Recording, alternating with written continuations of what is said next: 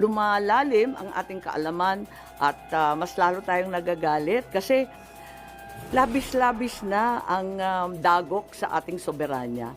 At nababalitaan natin, labas-masok ang Amerika. Kahit hindi EDCA sites, ang katutak pa daw na Typhoon missiles ang pinapasok. Labas-masok din ang China sa ating karagatan at sa West Philippine Sea. Ngayon, dinadampot na lamang ang mamamayang Pilipino at dinadala sa The Hague. May natitira pa ba sa bansang Pilipinas? Nakakaawa naman tayo kung ganyan.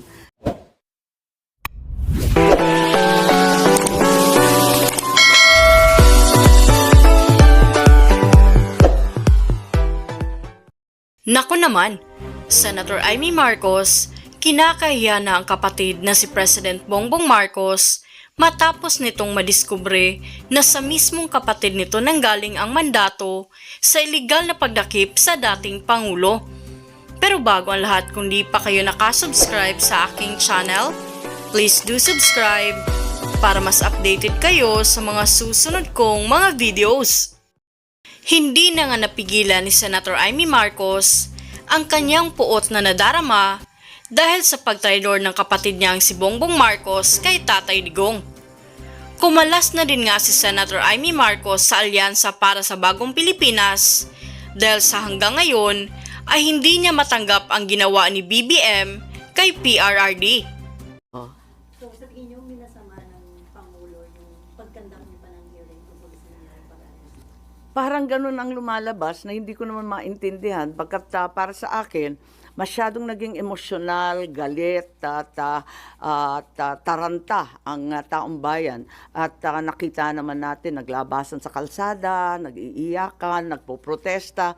Kaya imbis na lumala pa itong sitwasyon na to, minarapat ko na alamin kung ano talaga ang nangyayari para kumalma tayong lahat at maanalisa kung ano talaga ang nangyari.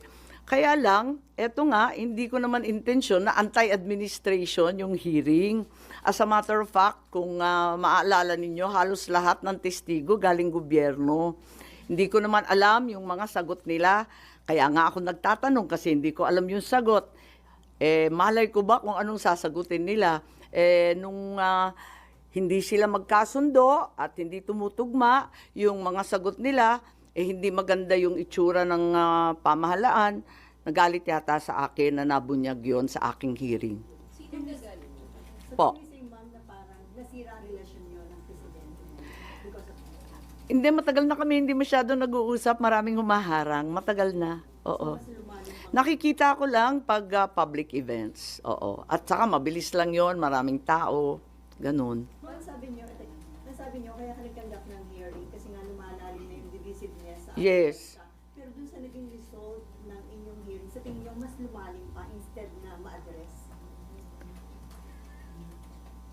Lumalim ang emosyon in the sense na nakita nila na maraming pagkakamali, at least yung tatlo na binanggit ko, na paulit-ulit na rin lumalabas sa social media. Kung tutuusin, very contrapuntal na siya, very anticlimactic na siya. Kasi paulit-ulit na yung lumalabas pati sa mainstream.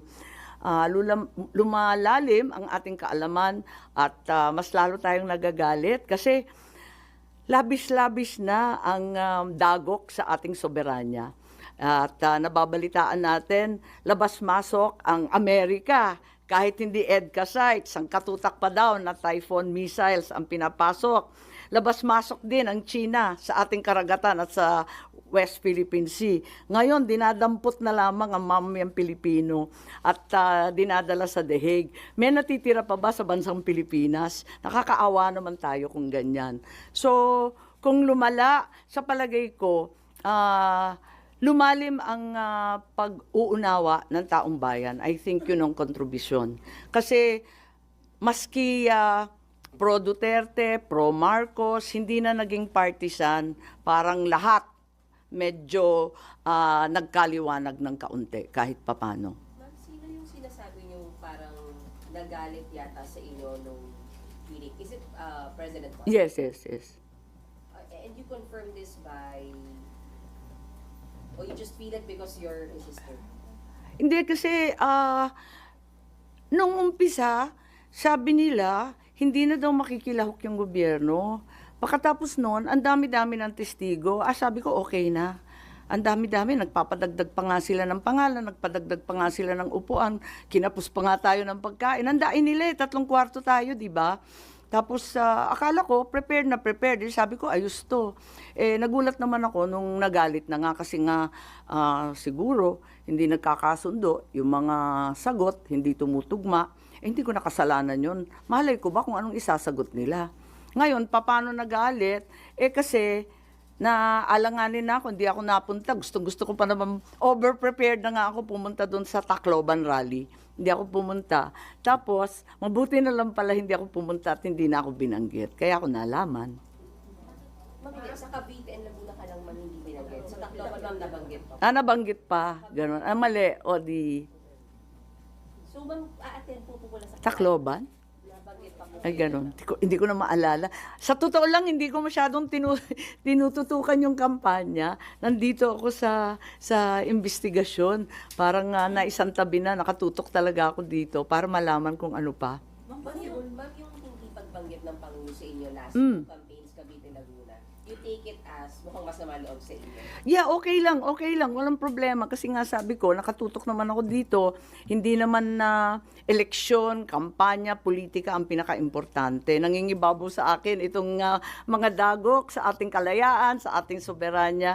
Hindi ko kaya to Talagang ipaglalaban ko yan Yung pag hindi yung hindi binanggit, pagkatapos sabi 11 na lamang ang kanilang kandidato, wag na tayo magpahirapan ng katawan. Sabi ko, kakalas na muna ako kung nahihirapan kayo. Mas madali naman ganun, okay lang sa akin, walang problema. May offer bang PDP laban ma'am para i-adapt kayo?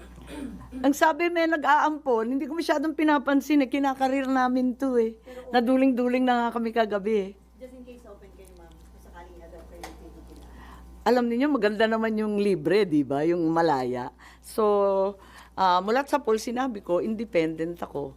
Pero yun nga, doon sa lawag, syempre, yung anak ko nagmamaktol. Bakit hindi ako pupunta? Di pumunta ako, ganun. Tapos may mga kaibigan, pumupunta. Noong pa naman hindi naman ako present sa lahat ng lugar. Oo. Sa Carmen Davao, absent ako doon. Ayun. Tsaka sa Dumaguete yata, ewan ko, saan ko ba hindi masyadong pinuntahan. Pero wala nakikipag-usap right now sa inyo ma'am, para mag-offer na. Wala naman. Siguro, nabunutan rin sila ng tinik na sabi ko, kakalas na lang ako para simple at klaro.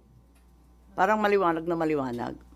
Mabalik ko lang po kay former President Duterte. Is it your conclusion as chairperson of the Foreign Relations Committee that what happened was extraordinary rendition? Hindi pa tayo maabot doon. Yung binasa ko 3 pa lang, preliminary finding pa lang to, na talagang walang obligasyon ang Pilipinas na i-aresto si dating Pangulo, na yung ating pamahalaan ang determinado na lumahok doon sa pag-aresto ni Presidente Duterte at ikatlo na nalabag ang ilang karapatan ni Presidente Duterte sa ilalim ng Saligang Batas ng Pilipinas.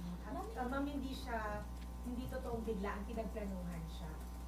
Yun ang inyong conclusion, pinagplanuhan. At tinitignan pa namin yung dates kung kailan nag-umpisa kasi walang kaliwanagan. At paiba-iba nga yung version. May lumabas ka na nagulat din ako yung March 12 lang, yung DOJ, kung bakit ganun. Tapos na ang lahat, tsaka lang pala natanggap ng DOJ. Ma'am, kasi yung claim ni Vice President Sara na it was an extraordinary rendition. So, ma'am, ano yung nakikita yung grounds for it to be considered as extraordinary? Wala pa kami doon Inaalam pa lang natin kasi nga preliminary pa lang to. Tinitignan ko pa lang dahil ang taas pala ng interest di ko akalain na ganun kadaming manunood. Tanong ko lang po ayaw niya bang manalo? Bakit niya kakala sa administration at this point? Oo nga, sabi nga suicide bomber nga daw ako Palagi nila pinagmamalaki yung kanilang machinery. So why do this now? Because it's more important to me. May bagay na mas mahalaga sa politika. May bagay na mas mahalaga kaysa sa kampanya at panalo. Anong ibig sabihin ng senador na walang bansa? May kahulugan ba yun? Pero hindi yung indication na mas matimbang ang mga Duterte Marcos Sr.? Palagay ko, lampas-lampas na to sa Duterte at Marcos. Ang pinag-uusapan na dito, yung soberanya ng ating bansa. But according Mabigat na to eh. Ibang usapan na to. Kung ano-ano nang dagok ang nangyayari. Eto nga, yung mga EDCA sites, yung mga Typhoon missiles, yung sangkatutak na banggaan, kuno dyan sa West Philippine Sea. Ano lang matitira sa atin? Pati yung mamayan, dinadampot na lamang at naging probinsya na tayo ng dahig. Ma'am, sabi ni Senate President Escudero, hindi daw na-compromise yung sovereignty ng bansa dun sa pag-aresto at pag-surrender kay Digong sa ICC. Kasi sabi niya, under existing laws, yung daw mga akusado ng crimes against humanity ay pwede talaga ireklamo sa ICC. And then, Pilipino at hindi dayuhan yung nag-file ng kaso sa ICC. And then, wala pa rin daw kaso dito si Duterte. So, walang local court ang naagawan ng jurisdiction dun sa pag-surrender kay Duterte sa Wala rito si Senate President Cheese, hindi ako makikipagdebate na wala siya. Ba't naninindigan kayo na na-compromise yung sovereignty? Yes, very clearly. Sorry, sabi nyo, may mas mahalaga kaysa sa kampanya at panalo. So you're willing na matalo dahil sa pakikipaglaban nyo dito sa ICC arresting Pangulo? Hindi naman ako matatalo. May kandidato bang matatalo? Siyempre, lahat ng kandidato naniniwalang mananalo. Mas maraming Pilipinong nakikinig sa katotohanan kaysa sa kabulastugan. Kaya naninindigan ako na kinakailangan ipaglaban at tayuan. Ang mali ay mali, ang tama ay tama, ang batas ay dapat mangibabaw sa lahat. But you admit, ma'am, or do you feel na naapektuhan yung kandidatura nyo dahil sa Baliktad yata. Ramdam ko baliktad. Kasi maraming tao na hindi naman masasabing pro-Duterte, hindi naman sasabihin na anti-Marcos, na nagalit sa pangyayari. And you feel that will help your candidacy, ma'am? Hindi ako nag-imbestiga para mangampanya, para sumikat. Labis-labis na nga yung sikat namin. Yung apelyido ko nakakasindak eh. So ma'am, you will not make it part of your campaign messaging or magiging campaign issue niyo po itong for arrest niyo? Hindi naman ako nag-imbestiga para magpasikat or ma-endorso or maging bahagi ng ibang partido. Nag-imbestiga ako para malaman kung ano talaga ang nangyari at kung talagang nasunod ang batas ng Pilipinas, kung talagang kaya natin tayuan ang ating soberanya at kalayaan. So may nakikita na po ba kayo so far kung sino yung dapat managot and anong violation? Yun nga, ang tinatanong ng lahat, sino daw kakasuhan. At yun pa ang inaalam natin. Kaya nga, maraming nagsasabi, bitin, dapat magka-second hearing. Sabi ko, basta makaproduce tayo ng testigo. Kasi kung hindi naman malaman at makatotohanan, ano naman uusapan natin? Maraming lihim. Ang maliwanag, malabo. Yun talaga, napakaliwanag sa lahat na ito. Maraming kinukuble, maraming pinagtatakpan, maraming hindi totoo, at marami tayong dapat siyasatin. But sa ganung level, ma'am, ng usapin, paano po yun? Cabinet Secretary level po ba yung dapat managot? Or ano po yung Hindi ko alam. Tulad ninyo, alam ko lang ang report ko at sa ngayon, hindi pa maliwanag talaga. Ang daming loose ends, ang daming butas, ang daming malabo. Ano pa pong lalaman ng second hearing po? If you get witnesses, then what will... Well, unang-una, magkaliwanagan dun sa sinasabi na international law, hindi naman pangkaraniwang practice yan, hindi naman araw-araw na yan ang pinapractice ng abogado. Kinakailangan siguro yung ex-justice, yung mga framers ng konstitusyon, ang dating mga mambabatas. Hindi ko alam, or else yung mga expert din sa international law. Pagkatapos nun, yung iba pa. Maraming nagsusulat di ba? Pero pag nabasa mo yung pahayagan, parang hindi naman sila neutral, parang lahat may panig, iniiwasan natin yon hanggat kaya. Pagkatapos noon, yun nga, yung katulad ng sinabi ko kanina, yung mga OFW, gusto malaman kung talagang maipagtatanggol ba natin sila. Eto na nga, dito sa Pilipinas, paano pa daw sila nagkakayod at naghahanap buhay sa ibang bansa, kayang-kaya silang kunin. At saka yung mga nakakulong, makakauwi pa daw sila. Paano ba? Tapos, yun nga, sino mananagot? Maraming tanong pa rin talaga. Ma'am, nung na-elect si Bongbong as president, sabi nyo, ito yung chance to redeem yung pangalan pangalan ng mga Marcos, considering dito sa issue sa pagka-aresto kay dating Pangulong. Maririnig pa ba? O sa tingin niyo lalagay sa Well, nanghihinayang ako, hindi lamang para sa pamilya namin, kundi para sa ating kasaysayan, no? Kasi nagumpisa sa amin nung EDSA, pagkatapos noon, 'di ba, nakulong din si Presidente ERAP, si Presidente GMA, nahinto lang kay Presidente Duterte. Eto na naman, naaresto na naman. Umpisa na naman ba natin itong siklo ng paghihiganti, ng balikan, kapag wala ka na sa kapangyarihan, babanatan. Parang ako'y naaawa sa Pilipinas. Kung ganito na lang tayo, paano pa tayo uunlad? But you're still hoping na matapos ni Bongbong Marcos yung kanyang term ng maayos. Siyempre, oo. Pero ang dami ng problema talaga. Pero ma'am, yung banatan na sinasabi niyo, di ba nagsimula yung banat galing sa dating presidente kasi started yung nasa timeline din yun na sinimulan niyang banatan si Pangulong Bongbong Marcos. Tignan natin ang maigi kasi naaalala ko, andito ba yung kodigo? Meron rin kasi nag-umpisa yung kay VP Sara. Kasi nag-umpisa yung kay VP Sara noong July 2023. Hindi ako abogado ni VP ha, pero tinitignan ko lang yung date, nandyan sa timeline. Can we please go to 5 July 2023? Ayun. Parang nag-umpisa, doon nag-umpisa sa July, nung humarap sa Kongreso. At yung confidential fund na dinidikdik, uminit ng September, October, ayun. At parang tulad ng sino mang ama, nagalit na siguro si Presidente Duterte. At nung 28 January 2024, ayun na. Nagwawala na siya sa Davao. Matignan ninyo yung mga date na, kaya nga ako naglagay ng timeline, sabi nga nila, dapat yung timeline, yung mga legal lang. Pero hindi natin maiiwasan na may kinalaman to sa mga pangyayari dito sa Pilipinas.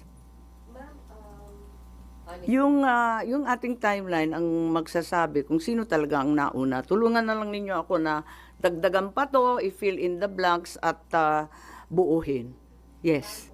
do you fear na yung nangyari kay dating Pangulong Duterte, posibleng mangyari din sa pamilya nyo na ma-ICC din kayo once you're not in power anymore? Kasi nangyari sa dating presidente.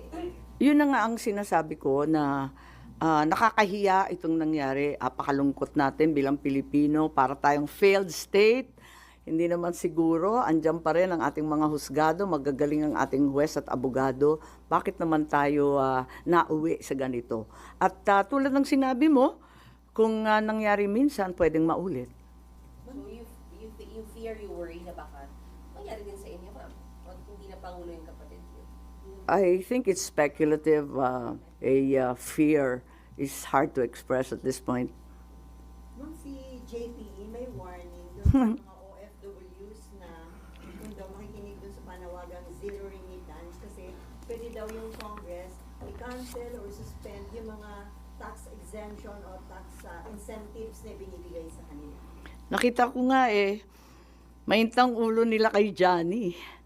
At ako, nararamdaman ko ang paghihimutok ng ating mga OFW. Ramdam na ramdam ko. Kaya nga, mahalaga itong pagsisiyasat para una, malaman natin kung karapat-dapat ba ang nangyari kay Presidente Duterte at kung sakali maiuwi pa ba natin yan. Ikalawa, kung ano ang magagawa natin para sa mga OFW natin na napipinsala o di kaya na paghahatulan doon sa ibang bansa. Pero yung paghihiganti na babanatan mo rin ng tax, ng yung mga travel tax na sinasabi at yung iba pang benepisyo, wag naman, wala namang ganunan, pambihira naman. Sila na nga nagbubuhay ng ekonomiya natin, sila pa ang uupakan natin. Hindi naman yata tama yun. But you're hoping na sana wag nilang gawin yun kasi ang maapektuhan, hindi lang yung family nila, kundi economy natin. Well, naintindihan ko sila to what extent na talagang gagawin nila, hindi ko alam. Pero malaking tulong sila sa ating ekonomiya. Sila talaga nagpapalutang na napakaraming pamilya rito, lalong-lalo na sa Ilocos. Kaya alam na alam ko yan. So against kayo doon sa possibility na isuspend yung mga incentives nila?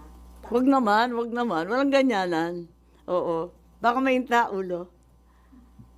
Ma'am, sabi po ninyo, meron pa pong next hearing malamang. Hindi ko pa sure kasi nga nagbubunga kami ng testigo. Kung sakali, agad-agad sasabihan ko kayo. Opo. Pero ma'am, kung magkaroon, do you expect na magko-cooperate or may mahuhugot pa kayo from the executive side particularly? Hindi ko nga alam kasi marami nga nagsasabi, nagalit, bakit nagkaganon.